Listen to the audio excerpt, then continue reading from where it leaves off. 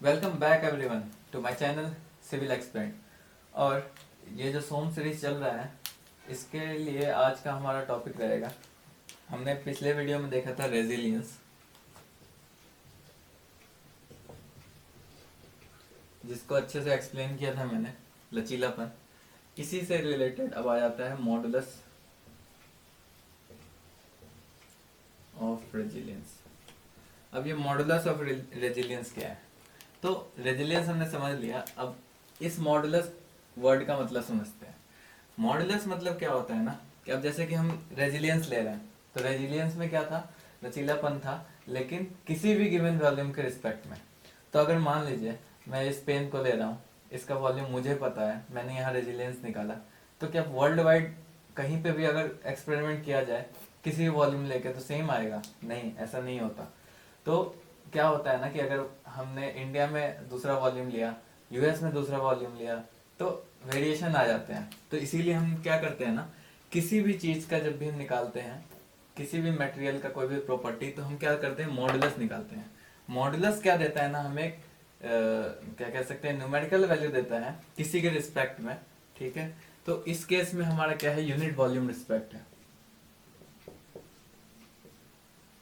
अब क्या हुआ ना, यूनिट वॉल्यूम मैंने फिक्स कर दिया। यूनिट वॉल्यूम मतलब 1 मीटर क्यूब। ठीक है, तो इसका मतलब कि कहीं पे भी एक्सपेरिमेंट हो, मॉडुलस ऑफ रेजिलियंस निकालना है तो वो किसके रिस्पेक्ट में होगा? यूनिट वॉल्यूम के रिस्पेक्ट में। ठीक है, अब क्या होता है कि हमने लोड डिफ्लेक्शन देखा, उसे हमने क्या किया? कन्वर्ट कर दिया किसमें? स्ट्रेस स्ट्रेन डायग्राम में।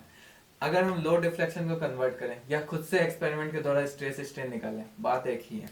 ठीक है, तो अब बोलोगे लोड डिफ्लेक्शन को कैसे कन्वर्ट किया? तो हमने बेसिकली पढ़ा है कि अगर स्ट्रेस निकालना है तो हम क्या करते हैं? लोड हमारा निकला हुआ था, इसे हम डिवाइड कर देते हैं एरिया से।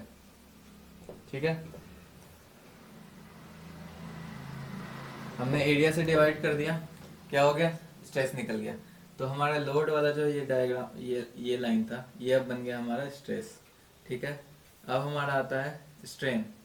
ठीक है, स्ट्रेन के लिए क्या किया? नीचे हमारे पास क्या था? डिफ्लेक्शन। तो हम क्या जानते हैं? स्ट्रेन बराबर क्या होता है? जो भी डिफ्लेक्शन होता है अपॉन में एक्चुअल लेंथ। यहाँ लिख देते हैं लेंथ एक्चुअल। ठीक है, एक्चुअल लेंथ जो होगा, तो हमने इस मेथड से क्या किया कि इसे स्ट्रेस स्ट्रेन डायग्राम में कन्वर्ट कर दिया।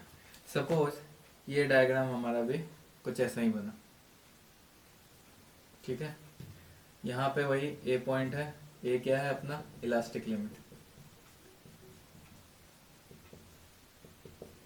ठीक है, आपने अगर पिछला वीडियो नहीं देखा है तो आप प्लीज उसे पहले देख लीजिए, फिर इस पे आइएगा, क्योंकि रेजिलियंस और मॉडुलस ऑफ रेजिलियंस दोनों कनेक्टेड है। और रेजिलियंस अगर समझ नहीं आ रहा है तो मॉडुलस ऑफ रेजिलियंस भी प्रॉब्लम आ सकती है। ठीक है, अब क्या किया? स्ट्रेस स्ट्रेन डायग्राम लिया। ठीक है, अभी तक जो हम रेजिलियंस की बात कर रहे थे, लोड डिफ्लेक्शन में कर रहे थे। मॉडुलस ऑफ रेजिलियंस की बात कर रहे हैं तो वो स्ट्रेस स्ट्रेन की बात कर रहे हैं। क्यों कर रहे हैं? क्योंकि ये यूनिवर्सल डायग्राम है, कहीं पे भी हो स्ट्रेस स्ट्रेन डायग्राम निकाला ही जाता है। तो हमने किसी मटेरियल का लिया, स्ट्रेस स्ट्रेन डायग्राम निकाला, इसका मॉडुलस निकालने के लिए हमने क्या किया ना, इसका जो मैक्सिमम वैल्यू होगा स्ट्रेस स्ट्रेन एनर्जी का। ठीक है, यानी कि मॉडुलस ऑफ रेजिलियंस क्या है? किसी यूनिट वॉल्यूम के लिए, ये एक एक्स्ट्रा पार्ट था, ब्रैकेट में डाल देता हूँ। अगर कोई बॉडी हमारा इलास्टिक लिमिट के अंदर यूनिट वॉल्यूम का स्टोर्ड स्ट्रेन एनर्जी लिए, ठीक है, अब स्टोर्ड स्ट्रेन एनर्जी है, लेकिन ये वैल्यू क्या होना चाहिए? मैक्सिमम। ठीक है, मैक्सिमम वैल्यू हमारा कहाँ तक आएगा? जो इलास्टिक लिमिट का लास्ट पॉइंट है ए। ठीक है, उसके बाद प्लास्टिक हो जाएगा, इधर यील्ड पॉइंट हो गया। ठीक है, तो ये मेरा क्या हो गया? Sigma y. ये हमारा क्या हो गया? Epsilon Y. यील्ड पॉइंट की बात करें इसलिए वाई लगा दिया। ठीक है, तो क्या हो गया? मॉडुलस ऑफ रेजिलियंस क्या है? किसी बॉडी जब वो इलास्टिक लिमिट में हो, उसका maximum stored energy of a unit volume जो वैल्यू देगा वो हमारा मॉडुलस ऑफ रेजिलियंस कहता है। इसको निकालने का जरूरत क्यों पड़ा? ताकि वर्ल्ड वाइड हमारा किसी मटेरियल का रेजिलियंस सेम रहे। ठीक है, मॉडुलस हमें क्या दे दिया? एक न्यूमेरिकल वैल्यू दे दिया। तो अब ये जो एरिया है स्ट्रेस स्ट्रेन डायग्राम का, ये एरिया, ये हमारा हो जाता है मॉडुलस ऑफ रेजिलियंस, ठीक है। एमओआर से रिलेट मत कीजिएगा, ये मोमेंट ऑफ रेजिस्टेंस भी हो जाता है जब हम स्ट्रक्चर पढ़ते हैं। तो ये अभी यहाँ के इस केस के लिए मॉडुलस ऑफ रेजिलियंस है, ठीक है। अब इसका एरिया क्या होगा, सिंपल अप्रोक्सीमेट मेथड लगाते हैं, क्या होगा, half into sigma epsilon y into sigma y, ये हो जाएगा। इसी चीज को अगर हम लिखें, यहाँ लिखें, ठीक है, हाफ मॉडुलस ऑफ रेजिलियंस का जो हम शो करते हैं यू से शो करते हैं, ठीक है। कहीं पे यू आर होता है और इसी को हम यू मैक्स कह देते हैं, एक ही बात है, ठीक है। बेसिकली यू से शो करते हैं रेजिलियंस को। तो ये हो गया मेरा यू आर, ये equal to half into epsilon y into sigma y, ठीक है।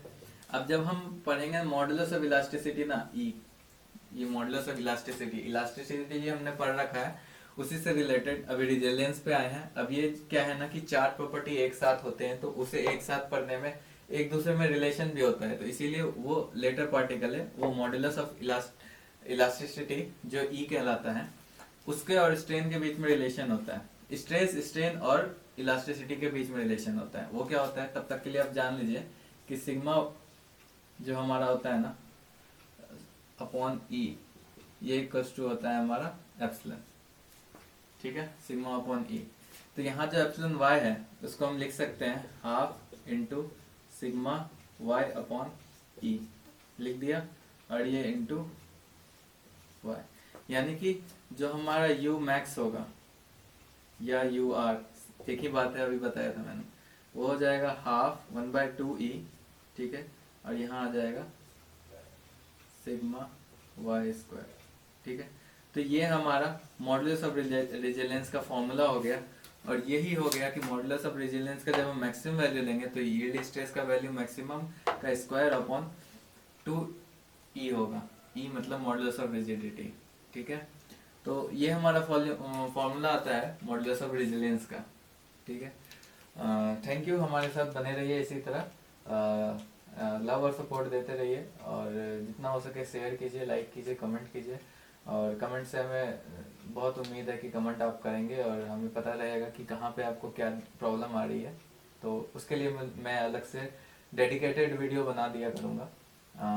तो और ये सारे वीडियोस जो है मैं सोम के प्लेलिस्ट में डाल रहा हूँ ताकि आपको ढूंढने में दिक्कत ना हो। धन्यवाद।